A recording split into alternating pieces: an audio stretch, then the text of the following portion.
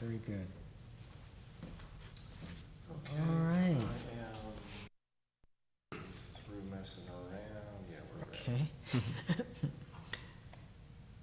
And Rich, you just let me know when you're ready. We're rolling. We're rolling? Okay. Blake, if you're ready, I think Sure. we're ready here. Okay. Great.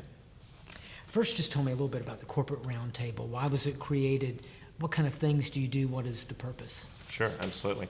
The Northeast Florida LGBT Corporate Roundtable came about because a large group of like-minded folks in the corporate community, which had been supporting the Jasmine Coming Out Day breakfast, decided that it would be a great opportunity if we all got together and talked about what some of the challenges we were facing in the business community in terms of LGBT rights and presence and et cetera, support. And so we got together at one of the public libraries, probably about maybe almost 5 years ago now, and had a great discussion. And the Jasmine Group actually helped facilitate that. But of course, that's a little bit out of their purview of what their real mission is. And at the end of that meeting, we decided, we'd like to get together on a regular basis, maybe quarterly, and have these discussions and just share best practices, et cetera. And so Jasmine sort of stepped away from that, and we took it upon ourselves to sort of create a steering committee to help guide that process, where it's not a membership process. No one has to pay to be a member of the Corporate Roundtable. Anyone and everyone is welcome. And so we formed and started coming together quarterly. Our focus is to support the resource groups, or some companies call them affinity groups. Most large companies have these resource groups of like-minded folks. It may be a veterans group, it may be women at work, it may be Black American accountants, et cetera. And most companies, large companies, have something around pride or LGBT or support of LGBT.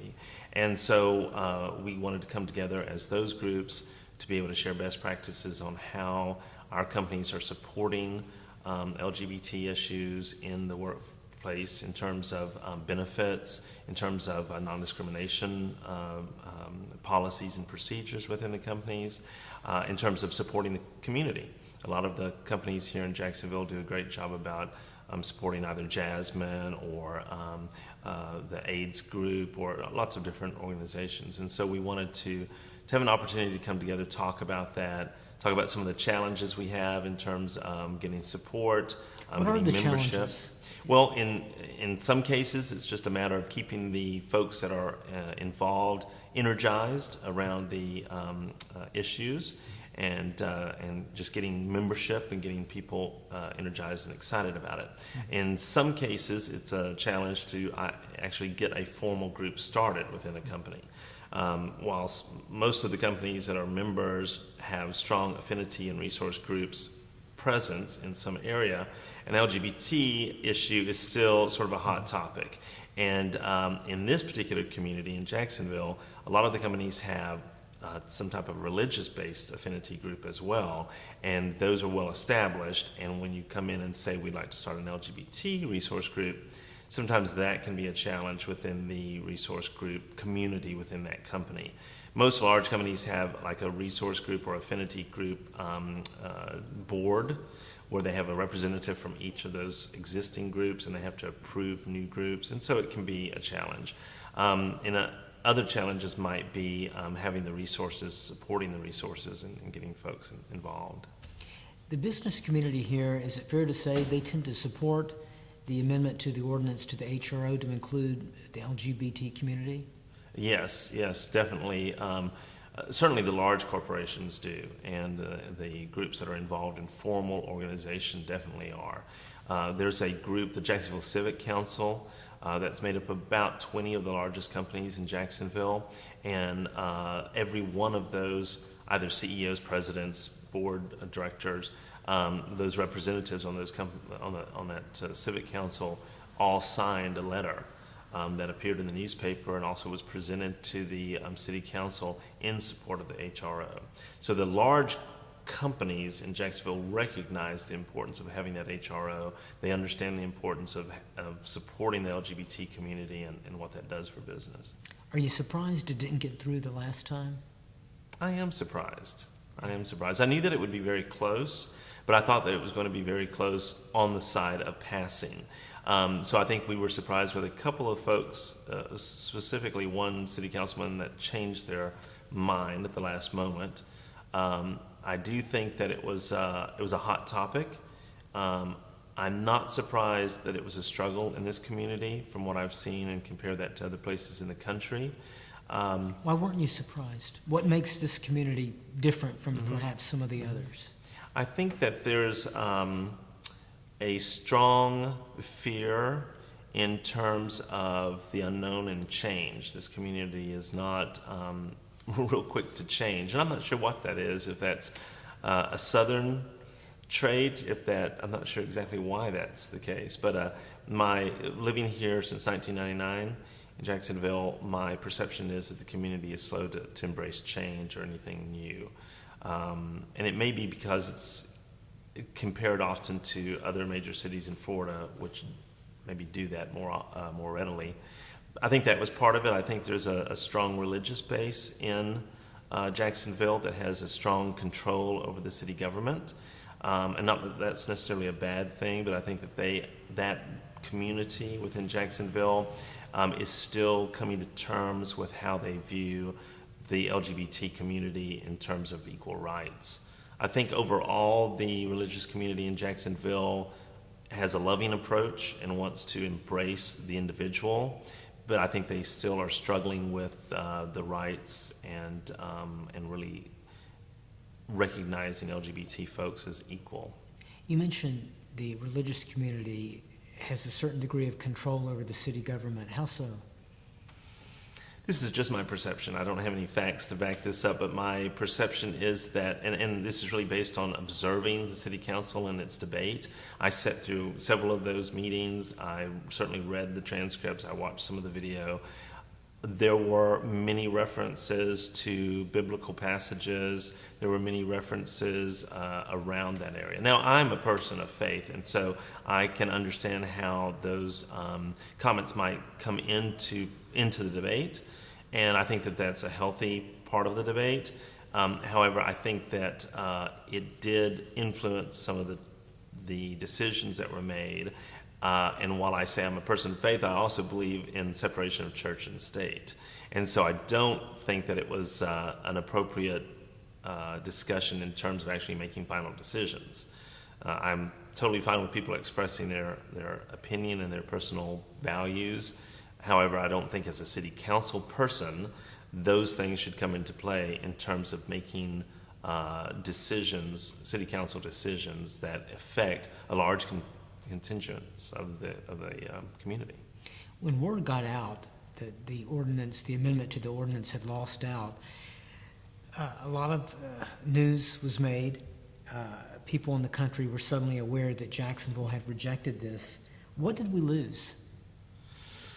Wow. Well, I think we got a bit of a black eye in terms of perception of what the community is all about. And I do believe that there were folks that were not in the LGBT community that maybe had never heard of this struggle, did not know really much about this, but because of the way that this occurred in the media, they became aware. And it wasn't necessarily a positive perception that they had. I know that I have several what I would call straight friends that are allies, but not out there on the front lines marching or anything. They're not politically active people.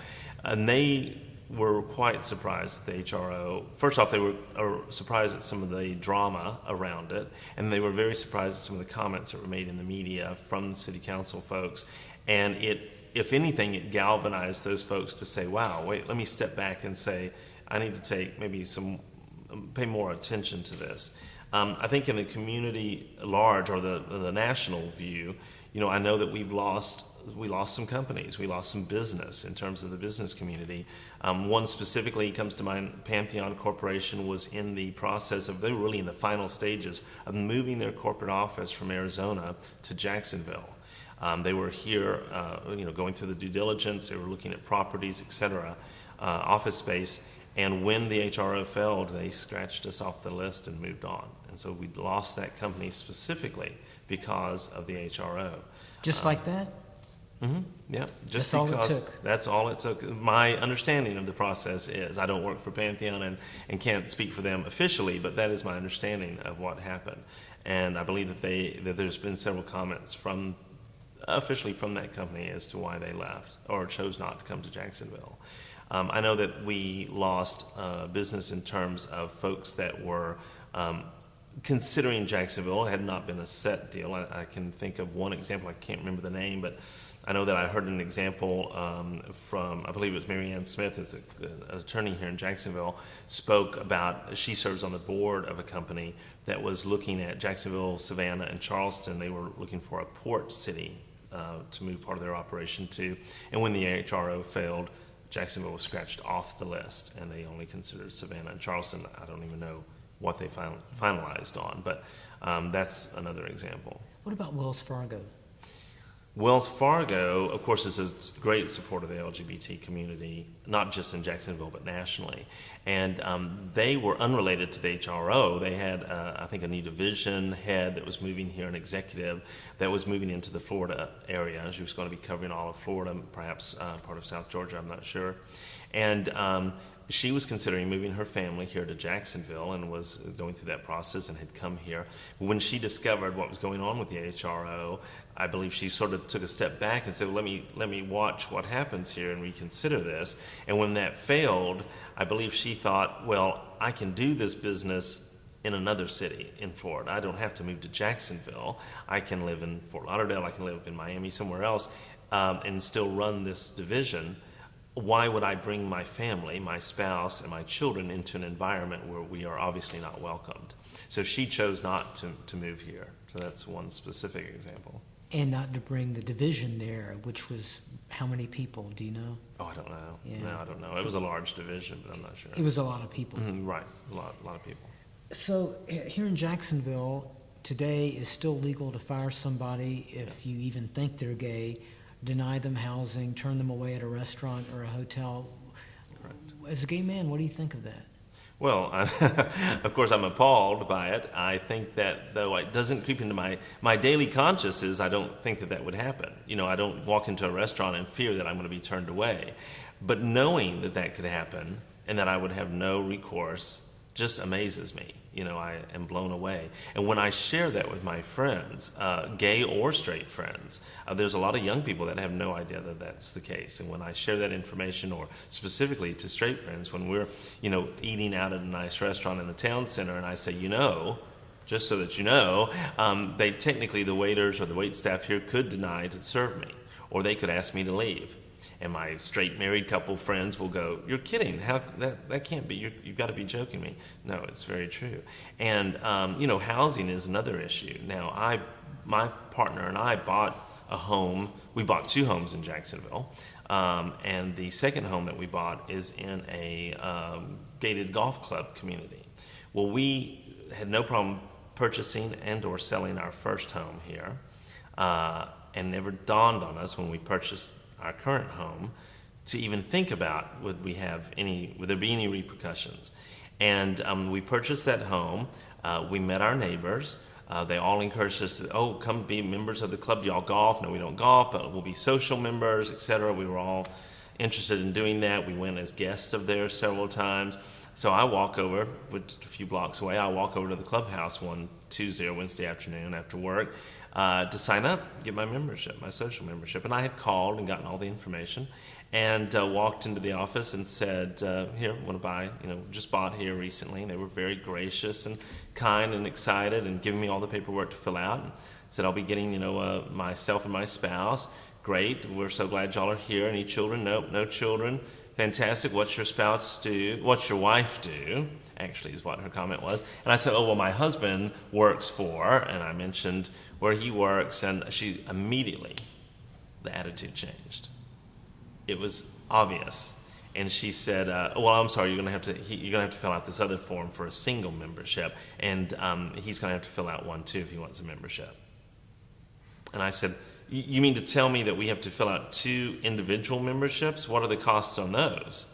Well, they were the same cost. And I said, so my neighbors across the street, Tom and Joyce, can have 1 membership as a married couple's spouse, But because we're two men, you're going to require us to have two different members. We're going to pay twice as much to have the same privilege. And she said, that's exactly right. And it wasn't like, oh, I'm sorry, this is so unfortunate, or I wish there was something I could. No, it was like, yeah, that's exactly right. That's what you're going to have to do. And so I said, well, no, thanks. We're not going to be members. And we've lived there for 10 years and have not ever become members. So you're gay, you pay double, That's right. That's exactly what it was. and you get attitude with it. Attitude with it.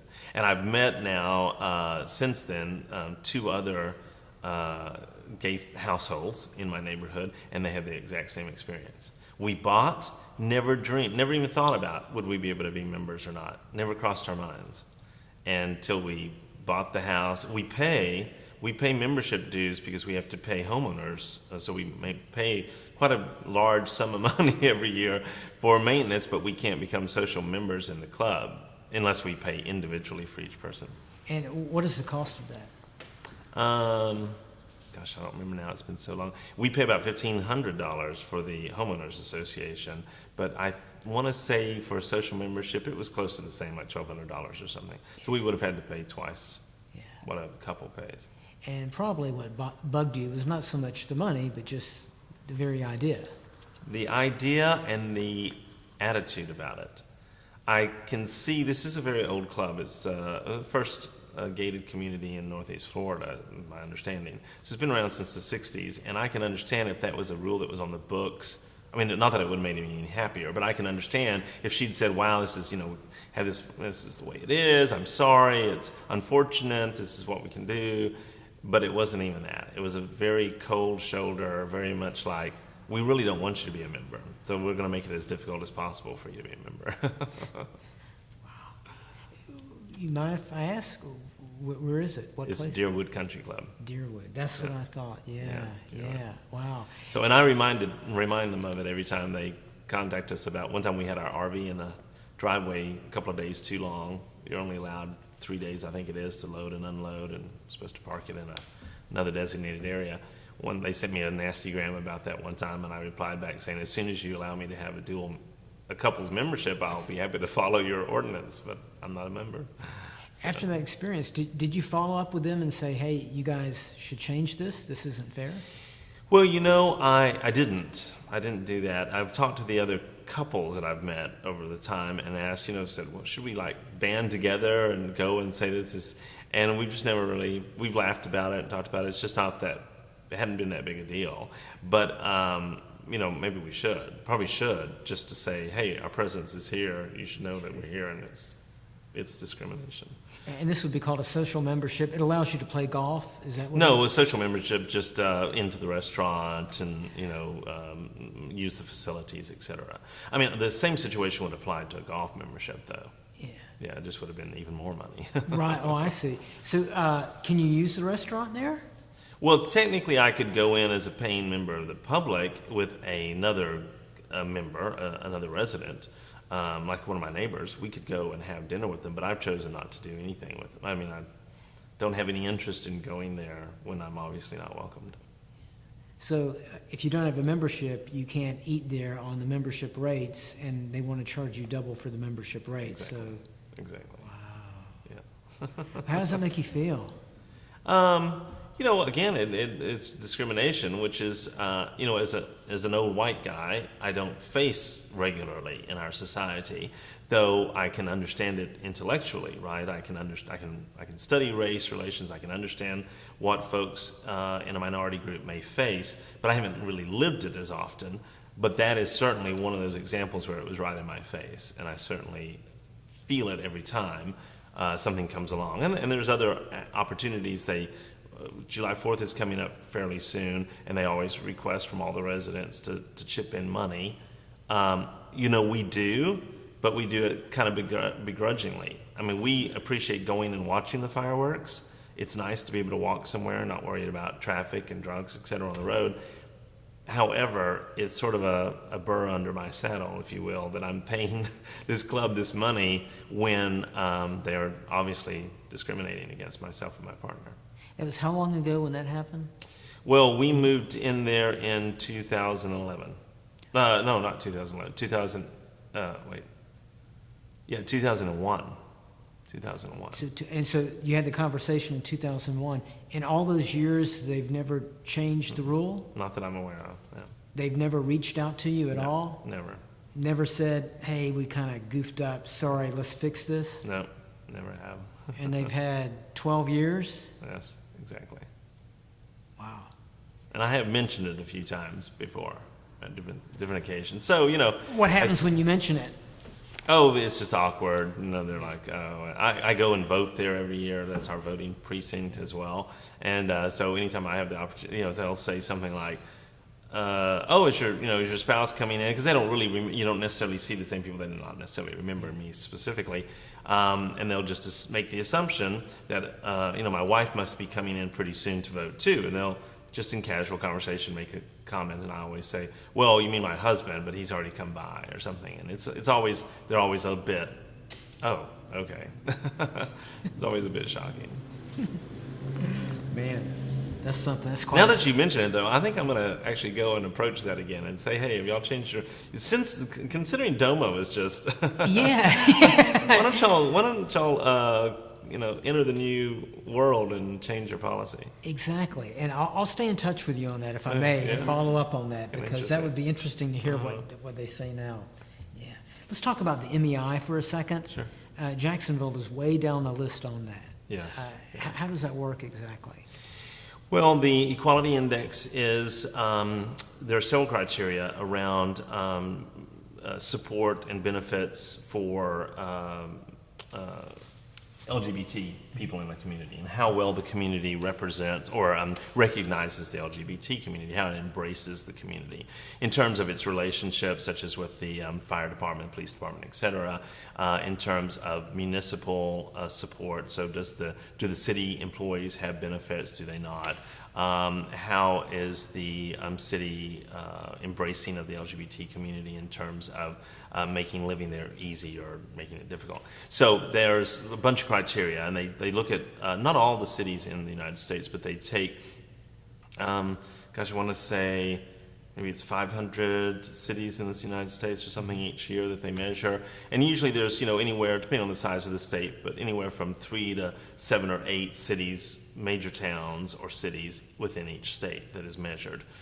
And so they go in and measure these different components, and then they apply scores to them. And 100 points is the high score.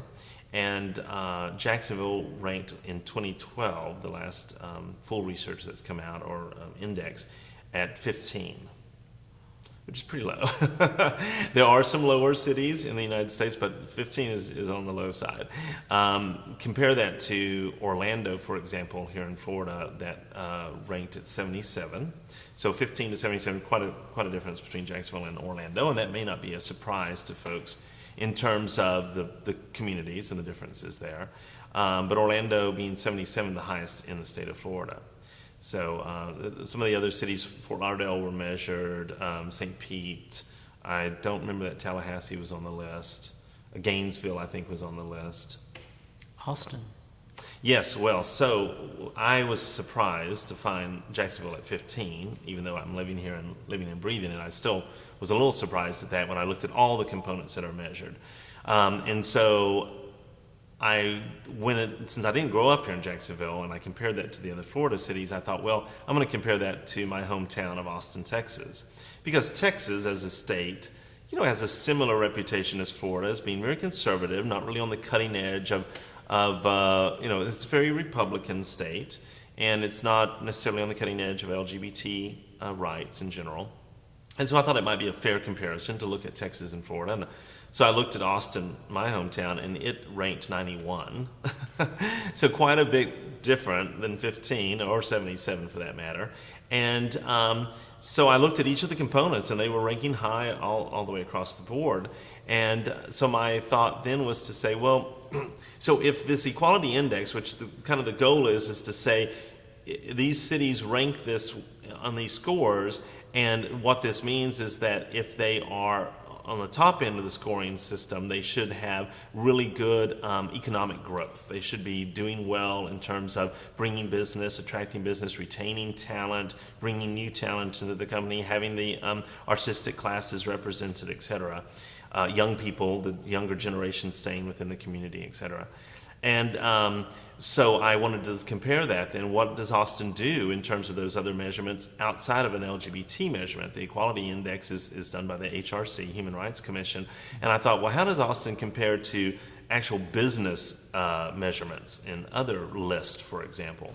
And so I looked at the Forbes list of top companies or top cities, and they have several lists Forbes comes out with each year.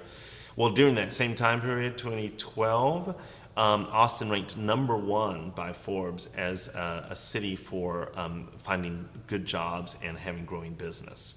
It ranked number 2 on the Forbes list in terms of high-tech startups, a great city to have high-tech startups. It ranked always within the top 10, 15 on a number of lists. I was actually quite surprised at the different things. It ranked in the top 10 of cities to raise families. It ranked, I think CNN Money Watch ranked it 2 or 3 in terms of cities to retire in. Realtor.com ranked it in the top 3 or 4 in terms of cities to invest in because of the growth of the community. It's the 3rd largest growing community in the United States, or it was in 2012. So when I consider what's going on in that community in 2012, so it gets a 91 on the Equality Index, and you contrast that to all these other lists, well, that sort of supports the concept that communities that are strongly involved and supportive of equality, and I think that's equality across the board, not just LGBT equality, but equality in gender, equality in race and ethnicity, equality across the board, you see growth. You see businesses coming there. You see young people staying there. One of the lists, I can't remember now which one it was like Street.com or one of the on internet ones, ranked it in the top 2 or 3 for cities where young people just out of college should move. So it's really got sort of that hipster movement going on there. And I compare that to then Jacksonville at 15, where we are struggling to get, one, our hometown young people to stay, not just the LGBT community, but the straight young people as well, struggling to get them to stay here, to be educated and to fulfill our work needs. And then we're struggling to get businesses to come here, certainly high-tech companies. That's very, Jacksonville is working hard to get those high-tech companies to come here, and it's a struggle. We're very low on that scale, too. Very low. For high-tech, high-creative, high-paying jobs. Exactly. And, I saw a study. I sit on the Dean's Council at University of North Florida, and there was a study done last year that UNF spearheaded in terms of what are the growing markets that Jacksonville should be looking at and trying to court businesses in. And one was medical, one was the ports, the transportation, that whole moving things in and out. And then the other one is high tech, which is related to that port and transportation. And so we know that that's what we need to be looking at, but we don't have a perception, at least, and I would even suggest we don't have an environment that is welcoming to those to the folks that are going to make those businesses happen. They're going to Silicon Valley, they're going to Arizona, they're going to Austin, they're going to lots of other places. They're not coming to Jacksonville. Based on Austin, Jacksonville, that kind of comparison, is it a fair correlation? Is it a fair correlation that acceptance of everybody, there's a correlation between that and economic success? Yes, absolutely. And I can see, my parents still live there, and I go back all the time, and I can see the growth is amazing. And when you look at, when I think about in corporations in total, about 87% of the Fortune 500 companies have non-discrimination clauses that include sexual orientation. And many of those, I don't know the number off the top of my head, have actually started adding gender identity. And when I compare that to the measurements that Austin got and Jacksonville got, well, Austin was in the 90s in terms of its municipal benefits and protections. So how did the city itself protect its LGBTQ employees. And they have they have all benefits for domestic partnership benefits. They offer complete discrimination clauses in terms of sexual orientation and gender identity. You compare that to Jacksonville, none of those exist. There are no benefits, there's no protections. So I think that then we see how that plays out in terms of business growth and the vitality of the community. Is Jacksonville being left behind? I think it is. I think it is. Sad to say. Of course, I live here. It's a little bit hard. I want to say no because I feel like there's growth and there's so much potential, right? But I think if I could step outside and look at it completely unbiased, I think I would have to say it is being left behind to some degree. Yes. And left behind by choice. In many cases, right? Folks are leaving, especially the young people. Generation Y, and perhaps even some Generation X, young couples, are moving on to other areas where they feel more included, where there's more of an inclusive environment. It's very difficult. If you work for a large company, you may move here knowing that your company protects you. And so within the four walls of your corporate headquarters, you have all the protections and you're completely welcomed and feel completely valued for what you bring to the table. But your family, your spouse and possible children, and or yourself when you leave that comfort zone of the four walls of the corporate office, you're now in an environment that is hostile. It at least can be perceived as hostile when you think about it in terms of the HRO failing, and especially the rhetoric we heard around that HRO fail. So I think that makes it very difficult. Now we don't have, interestingly enough, we've not seen the hate crime issue rise in Jacksonville like we have seen in some other areas you'd be surprised at, like New York City recently, right? So that's a good thing, knock on wood, and I hope that continues. But there is certainly an undercurrent of negative, there's an undercurrent of hate that really exists for the LGBT community. And I think the community itself feels that. There's a fracturing within the community to some degree, and I think that's because of years and years and years of a closeted mentality. Sounds like we pay for it. Absolutely. Paying for it, and I would say in many areas, yeah. I work with several different organizations that reach out to young people, so we're talking just out of high school, college area age folks, and I hear from them all the time two things. One, they're either not aware of some of the things that are going on, because again, it's just under the current, people don't talk about it, and so it's not out there, it's not a part of the community. And or all they hear is the negative, and they feel very insecure and therefore want to move to some place where they can feel welcomed. Which is why they leave. Exactly. And that talent is lost forever. Exactly.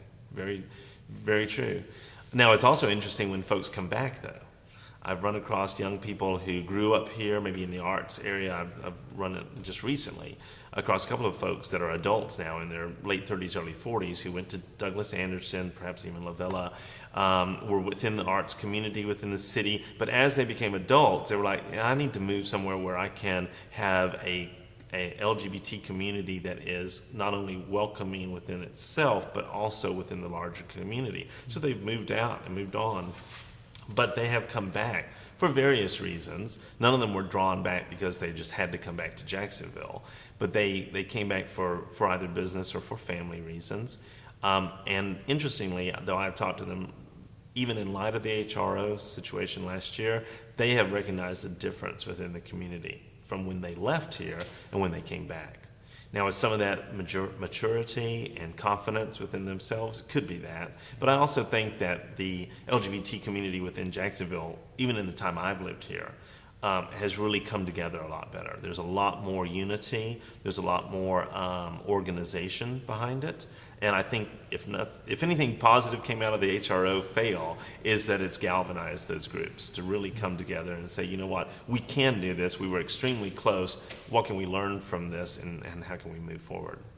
And of course, the national tide is sort of turning, and the wind is behind our back. So, great interview, Blake. Okay, Thank you very great. much. Sure, Excellent you're welcome. job. Really Thank you. appreciate it. Thank you. Very, Good. very good. We'll edit it out, make it look good. Oh, you did great. You did great.